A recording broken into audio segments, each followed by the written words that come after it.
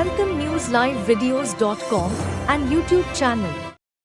Chancellor Angela Merkel is to visit flood-ravaged areas in Germany on Sunday to survey the damage and meet survivors after days of extreme rainfall in Western Europe left at least 183 people dead and dozens missing.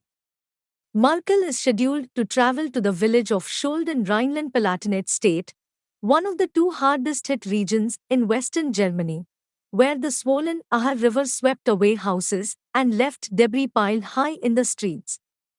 At least 156 people have died since Wednesday in Germany's worst flooding in living memory, police said in an update Sunday morning.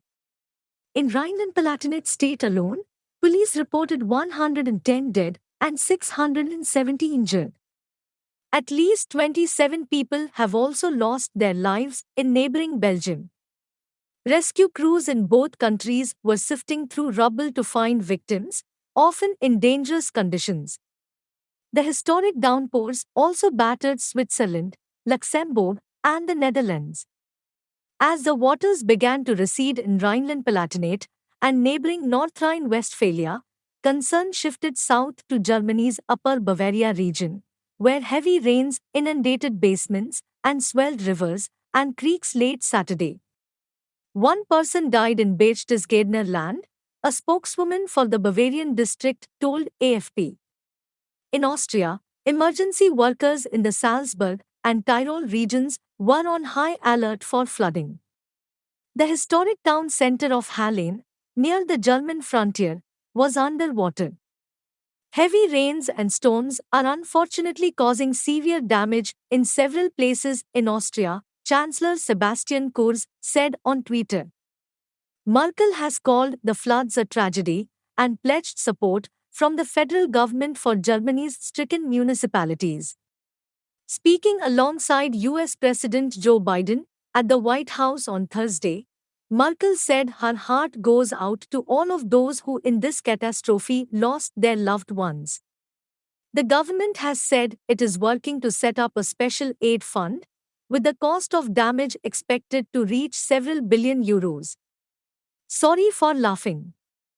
The disaster has increasingly taken on political overtones in Germany, which heads to the polls on 26 September for a general election that will mark the end of Merkel's 16 years in power. With experts saying climate change is making extreme weather events like these more likely, candidates vying to succeed the veteran leader have called for more climate action. Armin Laschet, the premier of hard-hit North Rhine-Westphalia, NRW, state, and frontrunner in the race for the chancellery, said efforts to tackle global warming should be speeded up. Laschet later apologized on Twitter for the inappropriate moment. Divers, armored vehicles. The scale of the flood impact was gradually becoming clear in Germany, with damaged buildings being assessed, some of which will have to be demolished, and efforts underway to restore gas, electricity, and telephone services. In some areas, soldiers used armored vehicles to clear the debris clogging streets. In NRW, divers were sent in to search submerged homes and vehicles. Local authorities in NRW and Rhineland-Palatinate said dozens of people remain unaccounted for across both states. They have stressed, however, that disruption to communication networks made a precise assessment difficult, and the real number of missing could be lower.